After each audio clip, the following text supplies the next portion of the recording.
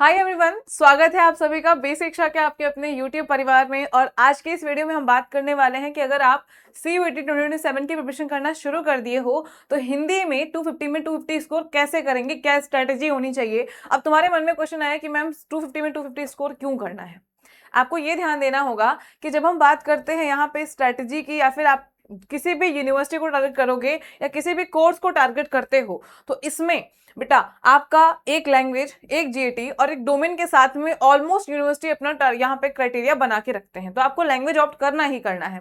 अब उस लैंग्वेज में दो लैंग्वेज होती है आपकी, ज्यादातर बच्चों द्वारा जो ली जाती है, उसमें हिंदी में स्कोर करना थोड़ा ईजी हो जाता है। अगर आप सही स्ट्रेटेजी के साथ में पढ़ाई करते हो तो हिंदी में आपको बहुत आसानी से 200 प्लस क्वेश्चन आपके मार्क्स जो है वो आ जाते हैं, और अच्छे से पढ़ाई करने पे आपके 250 में 250 कहीं नहीं गए हैं।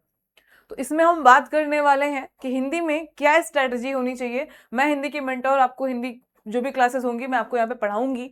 तो चलिए बात करते हैं कि क्या चीजें इंपॉर्टेंट हैं स्कोर लाने के लिए। देखो, सबसे पहला, आप किसी भी प्रिपरेशन को कर रहे हो ना, पहला स्टेप होता है आप उस रिलेटेड एग्जाम का सिलेबस निकाल लो अच्छे से। मतलब अगर आप CUET की प्रिपरेशन कर रहे हो और हिंदी लैंग्वेज की प्रिपरेशन कर रहे हो तो यहाँ पे आपको सिलेबस को एकदम डेप्थ में पता होना चाहिए कि सिलेबस हमारा कितने पार्ट्स में डिवाइड है, क्या क्या चीजें इंपॉर्टेंट है। ठीक है, ये सब जैसे यहाँ पे देखो, बेसिकली 4 पोर्शन आता है आपका अपठित गद्यांश, शब्द ज्ञान, व्याकरण और साहित्य। ये 4 चीजें हैं जहां से आपका सिलेबस पूरा ओवरऑल बनाया जाता है। ठीक है, अपठित गद्यांश की बात करेंगे तो यहाँ पे आपके अपठित गद्यांश और अपठित पद्यांश, इन दोनों से मिला करके आपके 12 से 15 क्वेश्चन आते हैं हर साल CUET में, जब से CUET हो रहा है।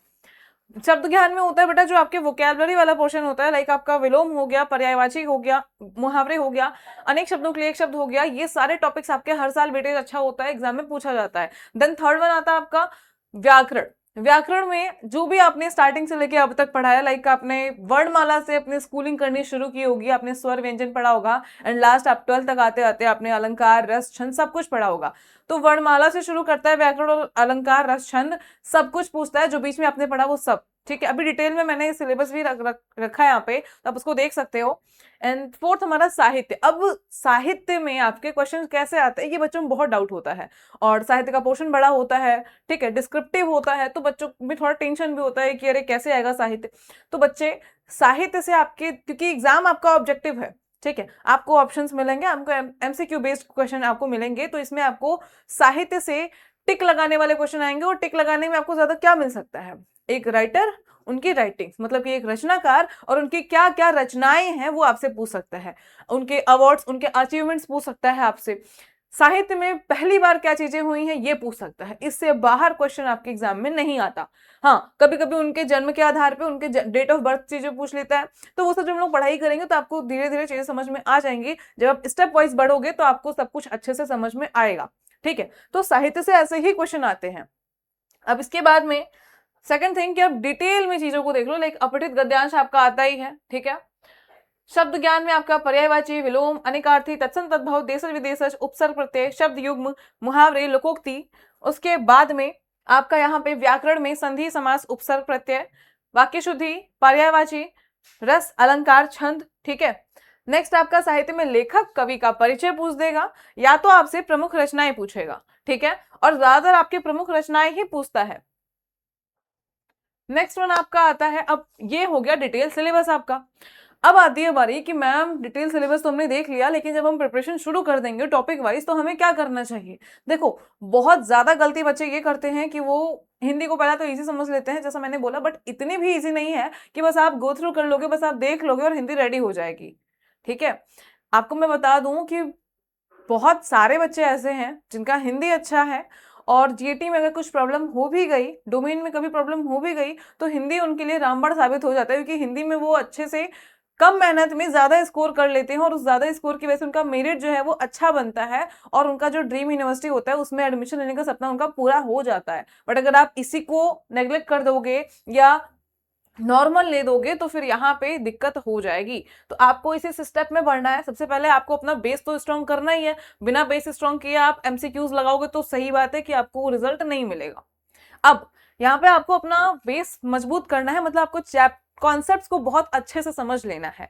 जो याद करना है उसको अच्छे से याद कर लो, जहां पे कॉन्सेप्ट्स हैं उस कॉन्सेप्ट को समझ लो, और कॉन्सेप्ट समझने से ही काम नहीं चलेगा, आपको एमसीक्यू प्रैक्टिस करनी पड़ेगी। पहले आपका एमसीक्यू प्रैक्टिस चैप्टर वाइज होगा, ठीक है। अब मैं तुमको ये चीजें बता रही हूं तो ये नहीं कि हाँ एमसीक्यू प्रैक्टिस कर ले, जिस तरीके से बता रही हूँ जब उस तरह करोगे ना तो एग्जाम में अच्छे से परफॉर्म कर पाओगे।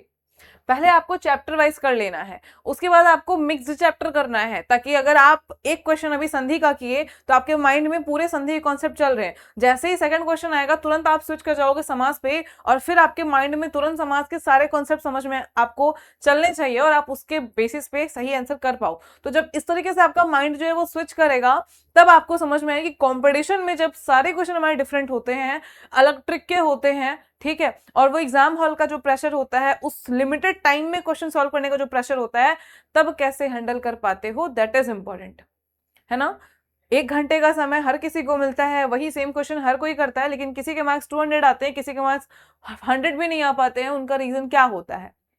क्योंकि उन्होंने सही तरीके से प्रिपरेशन नहीं की होती है, उन्होंने या तो पढ़ के छोड़ दिया, या तो सिर्फ चैप्टर वाइज प्रैक्टिस कर रहे हैं, मिक्स क्वेश्चन करे नहीं। क्योंकि चैप्टर वाइज जब आप एक चीज को पढ़े हो, है ना, और उसी से आप 50 क्वेश्चन कर रहे हो तो वो लग जाएगा, लेकिन आप 50 चीजें पढ़ के जब आप 5 क्वेश्चन करते हो और उन 50 चीजों को ऐड करते हो तब दिक्कत आती है ना। और यही सबसे मेन स्ट्रेटेजी होती है कि आपको मिक्स्ड क्वेश्चन की प्रैक्टिस करनी है।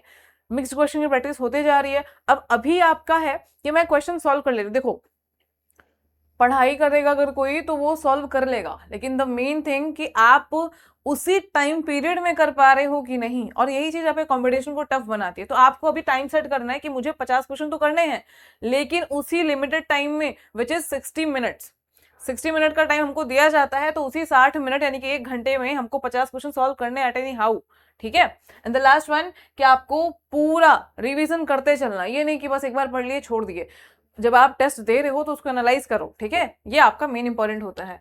और लास्ट चीज बेटा, देखो हिंदी में बहुत मेहनत करने की जरूरत नहीं है। अगर आप अभी स्टार्ट है आपका, 2 घंटे टाइम दो, एक बार सिलेबस कंप्लीट हो गया तो 1 घंटे एमसीक्यू प्रैक्टिस करो, और वो 1 घंटा भी अगर आप खुद से भी नहीं दे रहे हो कोई बात नहीं।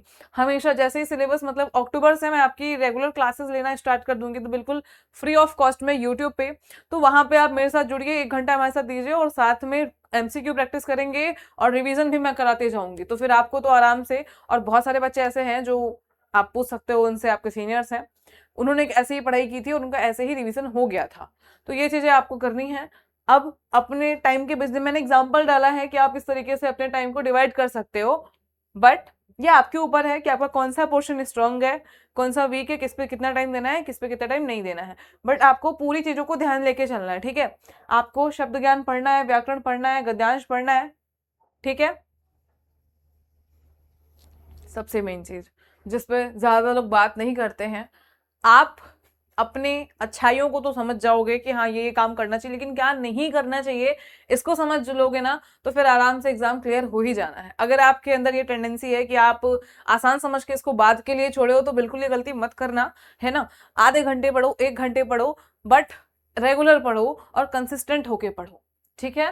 पहली गलती, हिंदी को आसान समझकर अंत के लिए छोड़ देना, फर्स्ट मिस्टेक। दूसरी गलती, सिर्फ पढ़ना और प्रश्नों का अभ्यास ना करना। आप पढ़ते जाते हो लेकिन आप एमसीक्यू प्रैक्टिस किए ही नहीं हो तो भी दिक्कत होगी। आप सब देखो, सिलेबस कंप्लीट करना किसी भी प्रिपरेशन में आपका 20% का पोर्शन होता है, बस 50% होता है आपका रिवीजन करना, एंड 30% इज एमसीक्यू प्रैक्टिस करना। मतलब सिलेबस करने कंप्लीट करने को अगर आप समझते हो कि प्रिपरेशन हो गई, तो आप बहुत ही अंधेरे में जी रहे हो अभी, ठीक है। तीसरी गलती, व्याकरण को केवल रटना। अगर आपको पता है कि अपठित गद्यांश आ रहा है तो उसको नहीं, आप कॉम्प्रिहेंशन पे ध्यान नहीं दे रहे, आप वोकैबुलरी पे ध्यान नहीं दे रहे, आप लिटरेचर पे ध्यान नहीं दे रहे, तो वैसे ही आपका 25 क्वेश्चन हट गया। अब 25 क्वेश्चन में आप कैसे फाइट करोगे? और जरूरी नहीं है कि आपको सिर्फ व्याकरण पूरा के पूरा आएगा ही, है ना। चौथी गलती, एक साथ बहुत सारी किताबें और सामग्री बदलना। देखो, मल्टीपल रिसोर्सेज से आपका सिलेक्शन जो है वो नहीं होगा। रिवीजन मल्टीपल टाइम जब आप रिवाइज करते हो तब आपका सिलेक्शन होता है। तो अगर आप संधि को एक जगह से पढ़ लियो ना, उसको कितनी बार रिवाइज कर रहे हो और कितना आप उस पर क्लियर कॉन्सेप्ट रखे हो, वो आपके सिलेक्शन को, आपके पास, मतलब सिलेक्शन के पास आपको लेकर के जाएगा, ठीक है। एंड लास्ट, पांचवी गलती, परीक्षा से पहले पुनरावृत्ति ना करना। Revision is always important. कोई भी टीचर्स को आप देखोगे, किसी को भी फॉलो करोगे, हर एक कहेंगे कि रिविजन करना जरूरी है, और ये सिर्फ कहने के लिए नहीं, ये करने के लिए भी जरूरी है। आपको एग्जाम में, देखो होता क्या है, हम रिवीजन करने क्यों बोलते हैं, बच्चे जब एक बार पढ़ाई कर लेते हैं ना तो आपको समझ में आ जाता है, लेकिन हमारे दिमाग में इतनी सारी चीजें चलती रहती हैं, अभी यहाँ का टेंशन वहाँ का टेंशन, तो उसके चक्कर में होता क्या है कि जब आप एग्जामिनेशन हॉल में बैठते हो और आपने रिवीजन नहीं किया है, तब का सिनेरियो मैं बता रही हूँ कि आप एग्जामिनेशन हॉल में बैठते हो और वहां पे आप जब क्वेश्चन देखते हो तो आपको लगता है कि मैंने देखा है, मैंने पढ़ा है, लेकिन एग्जैक्टली क्या था वो मुझे याद नहीं आ रहा है। देखा हुआ तो लगेगा लेकिन कर नहीं पाओगे, और कर ही नहीं पाओगे तो फिर क्या ही मतलब रह जाएगा पढ़ने का भी।